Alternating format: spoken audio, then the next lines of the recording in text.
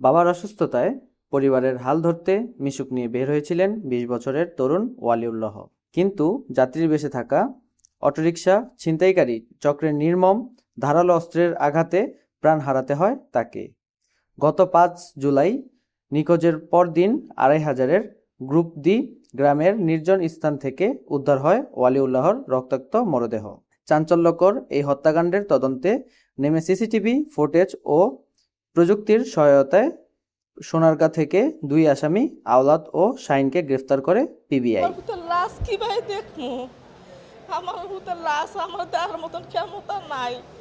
আমার এরা যে কয় আমার কানতে আইয়ে এইটি আমি বুঝি আমি খুলাই পারি না। আমি চাই আমার ভূতের খুনির আমি সূক্ষ্ম বিচার চাই, আমার ভূতের খুনির ফাঁসি চাই। আমার ভূতের যে বেতা নর্মন ভাই এরম তিলে তিলে মারছে, হ্যাঁ আমি ফাঁসি চাই।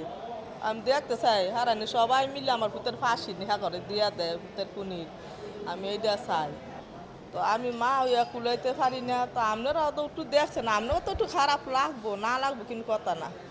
৫ তারিখে গাড়িটা লইয়া বাড়িছে, গাড়িটা লইয়া বাড়িছে বুঝছেন। ৪টার সময় নিখোঁজ পাই না, ফোন দেয় ফোন বাজে না, ইয়া ফোন হয় রিসিভ হয় না, বাজে ফোন মানে রিসিভ করে না। পাইনার পরে একদিন পরে গিয়া এই লাশ আমরা ইয়াত পাইছি জাঙ্গাইলা বুঝছেন, জাঙ্গাইলা পাইছি। এই বুড়ি পাড়দা বুড়ি কোয়াইলেছে, ইয়া ওর একটা চোখ তুলে লাইছে, ইয়া ওর হাত ভাঙ্গা লাইছে, পাও ভাঙ্গা লাইছে, এখানটা গায়ে মেয়া সব শেষ করে কোনো জায়গার মধ্যে সব অঙ্গ গায়ে শেষ করেছে।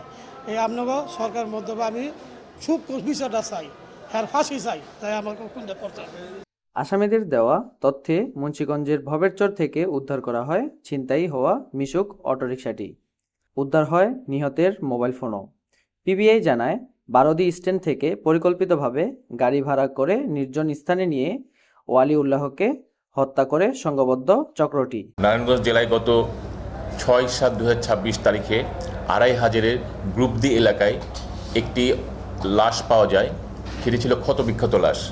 পরবর্তীতে এই লাশটি শনাক্ত করেন তার বাবা, এবং তার বাবা থানায় গিয়ে একটি অভিযোগ দায়ের করেন যে তার ছেলে তার নিজের অটোরিকশাটি গত ৫/৭/২০২৬ তারিখে বিকালবেলায় ভাড়ায় চালানোর জন্য নিয়ে যায় এবং এরপর সে ফিরে আসে না। এই প্রেক্ষিতে এই ডিসিস্টের বাবা ৬/৭/২০২৬ তারিখে সকালে থানায় একটি নিখোঁজ অভিযোগ দায়ের করেন এবং ওই দিনই বিকালবেলা এই লাশটি ২৫০০-এর গ্রুপ ডি এলাকায় পাওয়া যাওয়ার প্রেক্ষিতে ৭/৭/২০২৬ তারিখে ডিসিস্টের বাবা বাদী হয়ে অজ্ঞাতনামা ৫-৬ জন আসামিদের বিরুদ্ধে হত্যা মামলা দায়ের করেন। ডিসিস্টের মোবাইলের কল লিস্ট থেকে শুরু করে এই যে জায়গাটিতে যে ডিসিস্টের লাশটি পাওয়া যায় সেই জায়গাটিতে যাওয়ার যে রুটটা, অর্থাৎ সুলতানদি বাজার থেকে বারোদি বাজার থেকে সুলতানদি পর্যন্ত যাওয়া আসার রুট, এবং একটি ৩০ সেকেন্ড একটি সিসিটিভি ফুটেজ পাওয়া যায় যেখানে দেখা যায় যে ডিসিস্টের রিক্সাটি করে নিয়ে পিছনে ২ জন সহ এরকম অস্পষ্ট যে যাচ্ছে।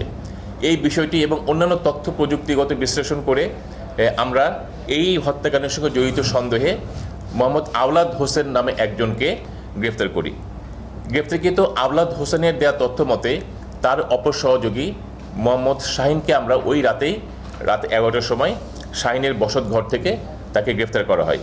এই ২ জন আসামিকে প্রাথমিক জিজ্ঞাসাবাদে তারা বিভিন্ন গুরুত্বপূর্ণ তথ্য প্রদান করলে আমরা ২ জন আসামিকে গত ৩/৮/২০২৬ তারিখে বিজ্ঞ আদালতে ৭ দিনের রিমান্ডের আবেদন করলে বিজ্ঞ আদালত আমাদেরকে 5 দিনের পুলিশ রিমান্ড মঞ্জুর করেন। পরবর্তীতে এই মোহাম্মদ শাহিন এবং মোহাম্মদ আওলাদ হোসেনের দেয়া তথ্য মতে এই ডিসিস্টের যে গ্রেফতার ছিনতাইকৃত অটো গাড়িটি সেটি আমাদের পিবিআইয়ের আভিযানিক টিম মুন্সিগঞ্জে ভবেরচর এলাকা থেকে গত ৭/৮/২০২৬ তারিখে এই ডিসিস্টের ছিনতাইকৃত অটো গাড়িটি আমরা উদ্ধার করতে সমর্থ হই।